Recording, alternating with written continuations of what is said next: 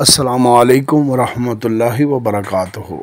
मैं Mohammad Naeem Ahmad YouTube channel बाखबर बरवक़्त से। इस वक्त मार्केट गुज़श्ता 10 साल के बदतरीन दौर से गुज़र रही है। किसी को कोई समझ नहीं लग रही माल ख़रीदें या ना ख़रीदें, बेचें या ना बेचें। अगर बेच देंगे तो कल को मार्केट तेज़ हो जाए और अगर ख़रीद लें तो कल मार्केट मज़ीद डाउन हो जाए। पिछले कुछ 10-15 दिन से मार्केट मुसलसल डाउन हो रही है।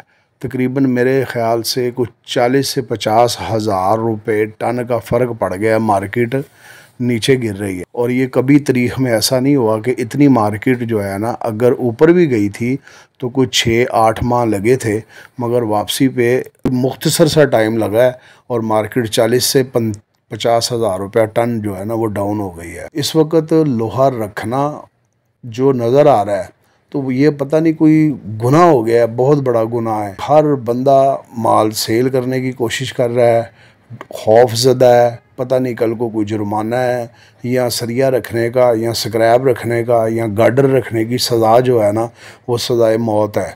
तो लिहाजा जो कुछ है वो कर दें।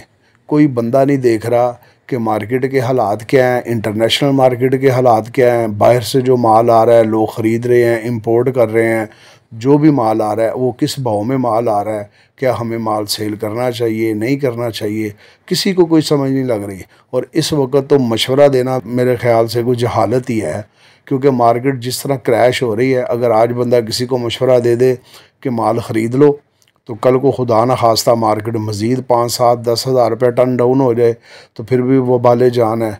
और अगर किसी को कि भाई माल आप ना बेचें, अपने पास रखें, इंतज़ार करें, तो जो मार्केट की पोजीशन बन रही है, कल को अगर मज़ीद 10 हज़ार रुपया टन मार्केट और गिर जाए तो इसमें भी जो है ना वो सिर्फ ज़लालत ही है।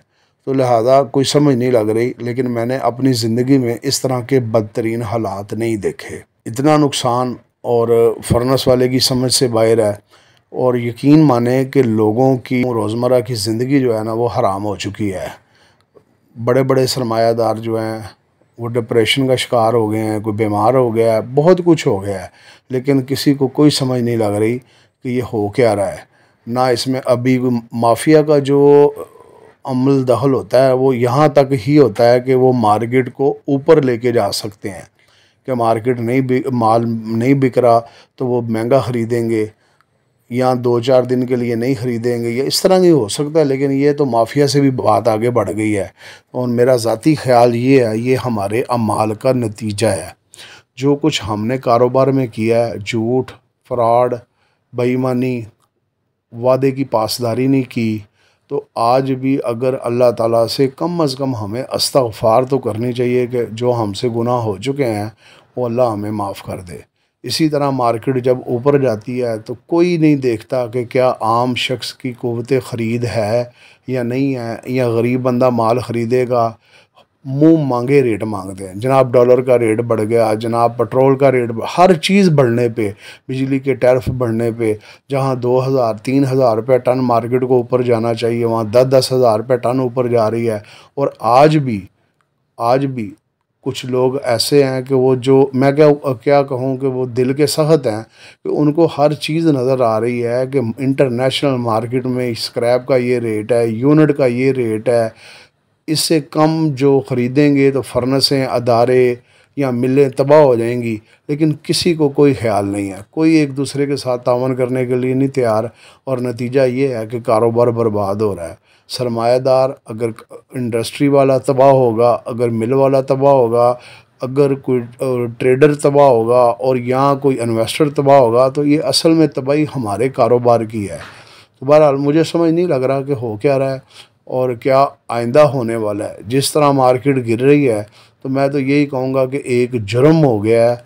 जिसके पास भी लोहे से मतलब कोई भी चीज़ है, कोई भी, चाहे वो सरिया है, चाहे वो स्क्रैप है, चाहे वो टीआर है, चाहे वो गार्डर है, एक गुनाह हो गया या एक जुर्म हो गया है। और हर बंदा इस जुर्म या इस गुनाह से कम अज़ कम बचने की कोशिश कर रहा है।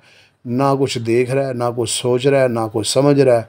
बस माल फ़रोख्त कर दो, अपनी मर्ज़ी का रेट लगाओ, या ये है कि लोगों ने जैसे कारोबार ही बंद कर दिया।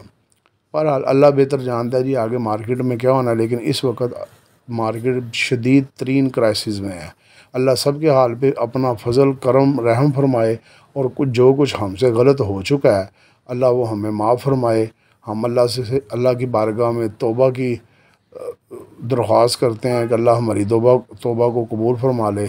वीडियो पसंद आए लाइक शेयर कमेंट्स लाजमी किया करें, अपनी दुआओं में याद रखें, अपने चैनल का ख्याल रखें। अस्सलामु अलैकुम व रहमतुल्लाहि व बरकातुहू।